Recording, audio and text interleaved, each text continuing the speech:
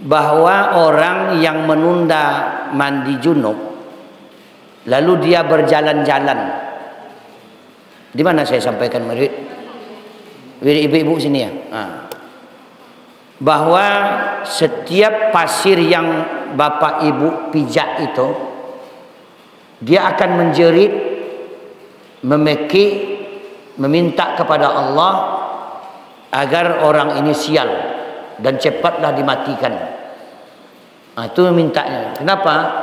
Karena orang yang junub itu sangat berat ditanggung oleh bumi ini. Nah, namun bagi orang yang terlambat mandi junub karena untuk mempersiapkan sahur, ya, maka tidak jadi persoalan selama tidak melewati habisnya waktu salat subuh. Ya, bahkan Nabi pun di dalam kitab Bulughul Maram hadis yang ke-669, ya, maaf, hadis yang ke-696, 696, itu. Bahwa Nabi itu juga pernah memasuki waktu subuh dalam keadaan junub. Ya. Artinya apa? Di saat waktu menahan puasa itu sudah sampai, sementara kita belum sempat untuk mandi junub, maka segerakanlah mandi junub, lanjutkan puasa. Itu maksudnya. Artinya apa? Bersegeralah melakukannya, jangan ada niat kita untuk melalai-lalaikan. Nah, kalau ada niat di hati kita untuk melalai-lalaikan, inilah yang mengandung dosa. Tapi kalau kena pekerjaan yang menuntut kita, kalau ndak lo diselesaikan masa sambang, ndak sahur lo awak, ndak sahur suami, ndak sahur anak, banyak nak katanya orangnya tu dawat seorang. Maka masaklah dulu, kemudian setelah itu mandi. Ya. Atau masuk waktu subuh, awak alunlah polai, maka begitu terbangun langsung mandi. Ya. Jangan balala dulu, mencuci lo dulu, jamu lo kain dulu, nah antar lo anak ke sekolah dulu, balik lo kopi ke kedai dulu. Tu ada niat melalaikan namanya itu. Ya, ada niat melalaikan. Tapi begitu kita bangun, maka didahulukan mandi, kemudian baru aktivitas yang lain. Tapi kalau dalam kondisi yang seperti tadi, karena batas waktu untuk berpuasa itu ada, sebentar lagi orang imsak kan, maka kita persiapkan, setelah itu kita mandi, tidak apa-apa. Ya. Selama tidak ada niat kita untuk menunda-nunda.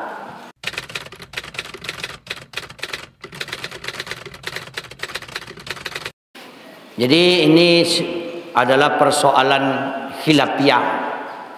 Nah, persoalan khilafiyah itu artinya ulama-ulama mazhab berbeda pendapat dan ulama-ulama hadis juga berbeda penafsiran. Namun di dalam kitab-kitab yang pernah saya pelajari, bahwa perempuan yang haid tidak boleh diam di masjid apabila dia mengketakuti. Kalau dalam bahasanya kan begitu, apabila ia mengketakuti bergelemak peaknya masjid, artinya menetes itu, Bu. Nah, tapi oleh ilmu orang sekarang diadakanlah antisipasi itu. Ya, artinya berdiam di masjid atau lewat di masjid itu tidak boleh karena diketakuti bergelemak peak atau menetesnya darah di masjid. Lalu oleh semakin berkembang ilmu, maka ada alat untuk mengantisipasi itu. Maka ulama-ulama kontemporer dia berpendapat bahwa boleh perempuan duduk di masjid selama tidak menetes. Ya, itu pendapatnya. Nah, kalau ulama-ulama salafiyah, bukan salafiyah. Salafiyah itu artinya ulama-ulama yang dahulu. Dia mengatakan bahwa tidak boleh lewat di masjid, tidak boleh tinggal di masjid jika diketakuti bergelemak pihak di masjid. Jadi ini adalah merupakan tergantung kepada pemahaman kita. Kemudian yang kedua mengenai menyentuh mushaf. Ya, menyentuh mushaf atau membaca Al-Quran. Nah, itu pun masih dipertentangkan oleh orang sampai sekarang. Ada yang mengatakan menyentuh mushaf itu berdosa, membacanya boleh. Makanya kadang-kadang qori itu ibu-ibu ketika dia bertanding, pas dia haid, dia pakai sarung tangan, nyepaci aja Quran. Ya, ada pembatas katanya.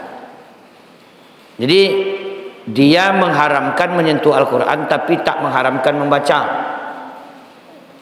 Ya. Tapi yang pernah ataupun yang sudah saya pelajari bahwa membaca Al-Quran haram, menyentuh Al-Quran haram. Jadi membaca dan menyentuh Al-Quran haram, kecuali untuk begitu. Itu pentingnya tingginya nilai ilmu, kecuali untuk belajar dan mengajarkan. Jadi seorang ustazah dia boleh membaca ayat untuk mengajarkan kepada muridnya. Atau seorang perempuan dia boleh duduk di sebuah majelis yang di sana dipelajari atau dibacakan ayat Al-Quran dengan tujuan untuk belajar dan berzikir. Nah, umpamanya begini, dia belajar hafalan misalnya kan, tahfiz itu. Kemudian sesuai dengan jadwalnya itu gurunya meminta untuk setoran ayat. Nah, baca ayat ini. Maka menurut pendapat sebagian ulama itu boleh dia membaca sekedar untuk melaporkan hasil atau mengulang-ulang hasil hafalannya agar tidak hilang. Nah, itu sebagian ulama memperbolehkan. Tapi kalau secara umum lebih baik ditunda, karena masa haid itu tidak 2,5 tahun. Nah, kan ada orang haid 2,5 tahun kan? Ya, paling-paling 7 hari, 6 hari. Ya, masih bisa ditolerir untuk mengulang atau menghafal hafalan itu. Jadi ibu-ibu jemaah yang dimuliakan, nanti bapak ibu silakan saja mau pegang yang mana. Tapi kalau saya berpendapat bahwa menyentuh Al-Quran atau membaca Al-Quran itu sama haram. Ya, karena yang Al-Quran itu sebetulnya yang dibaca itu.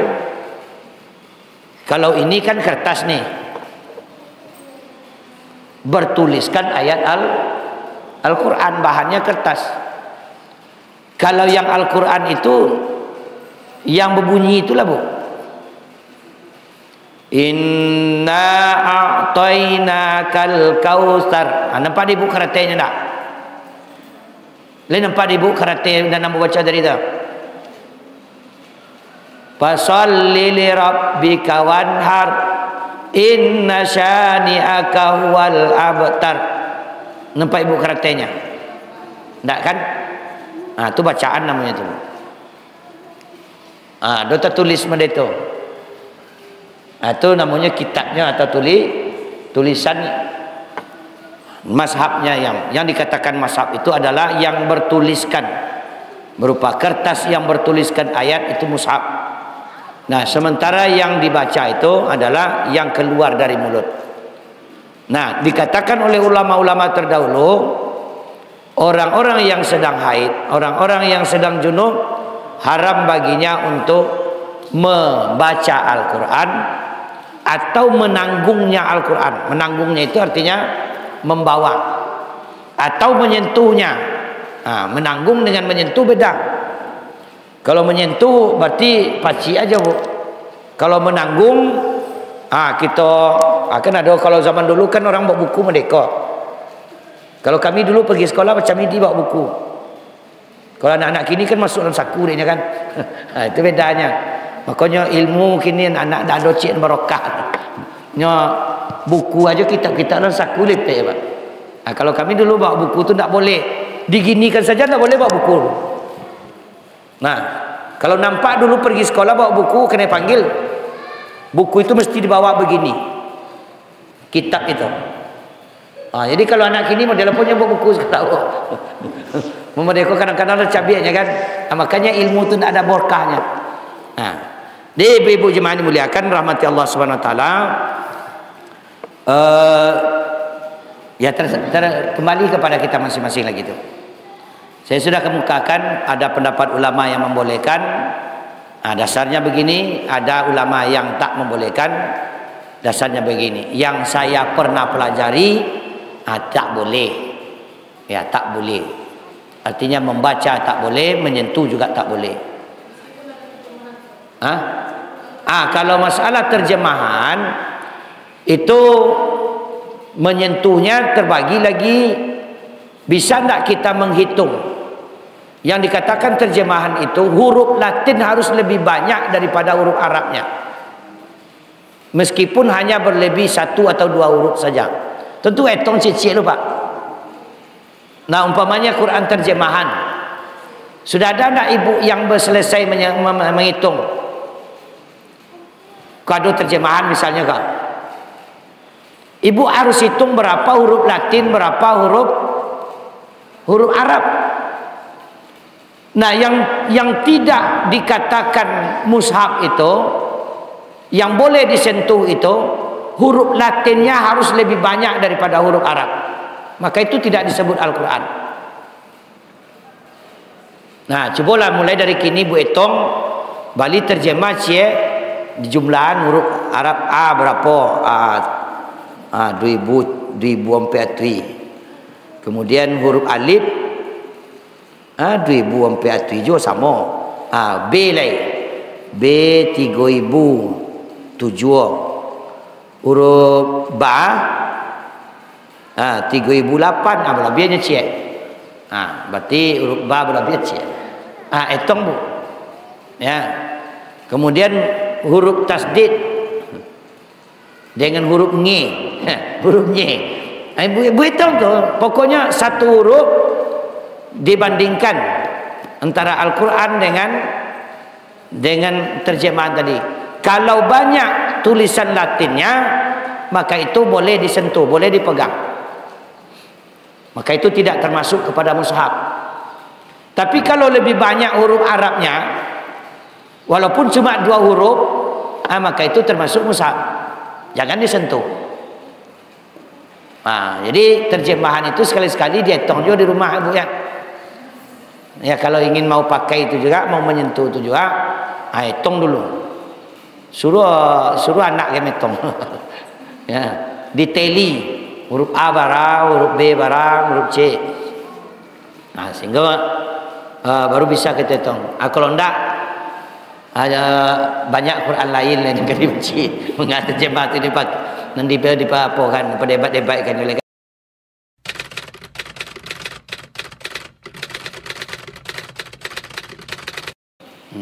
Ya, sekarang begini, orang masbuk tahayat awalnya 2 kali.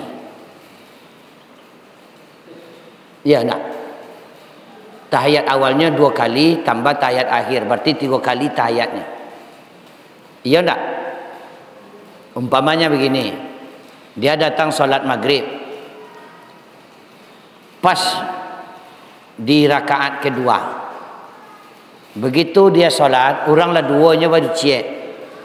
Imam tahayat, ini tahayat tak? Tahayat.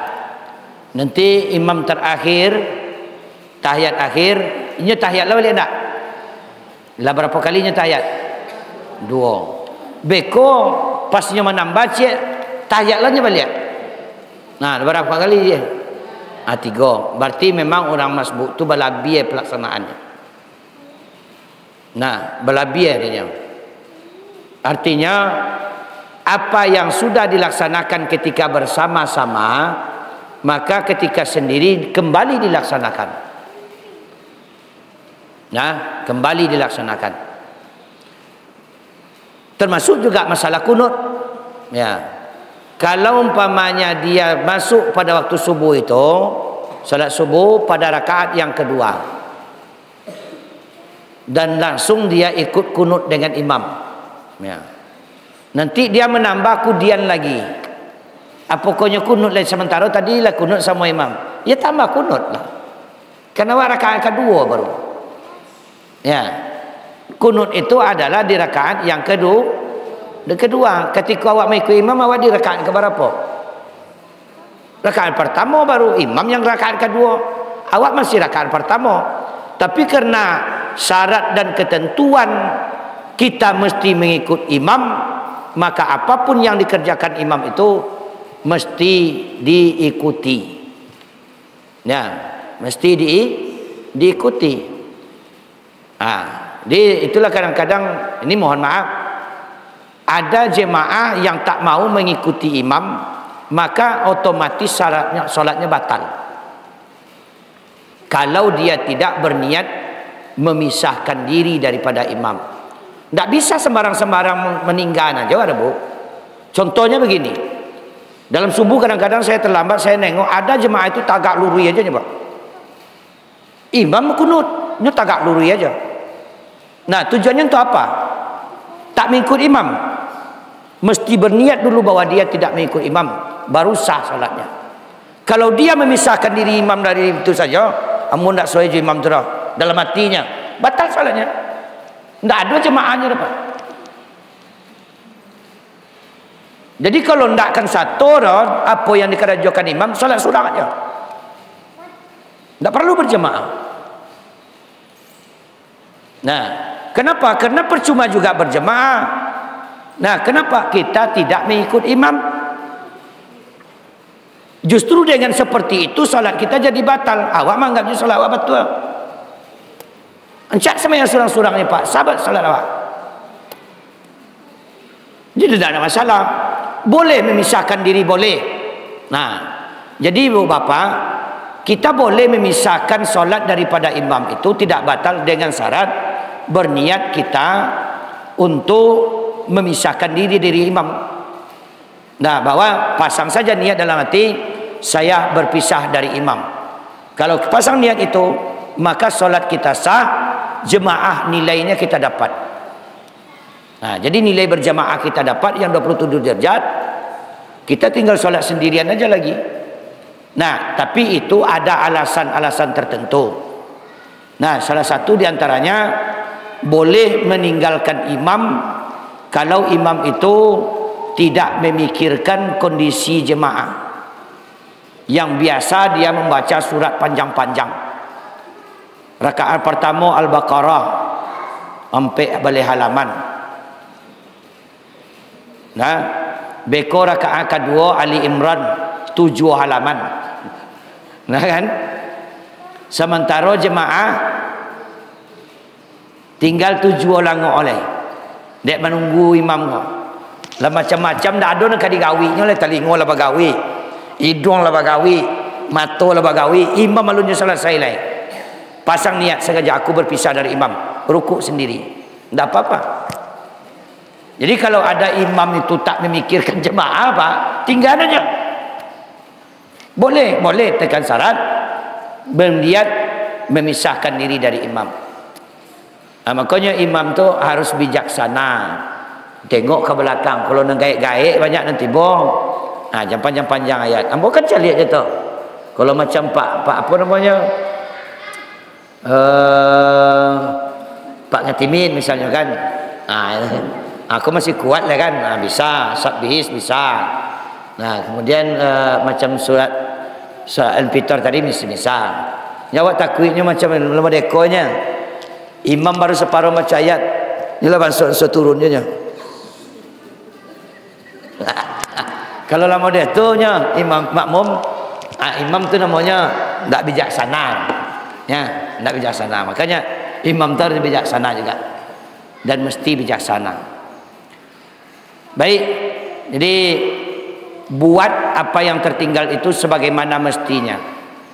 Kalau umpamanya rakaat kedua terletaknya kunut itu secara hukum, maka di rakaat kedua kita mesti melaksanakan juga, walaupun di rakaat pertama kita sudah kunut bersama imam. Ya, silakan Bu.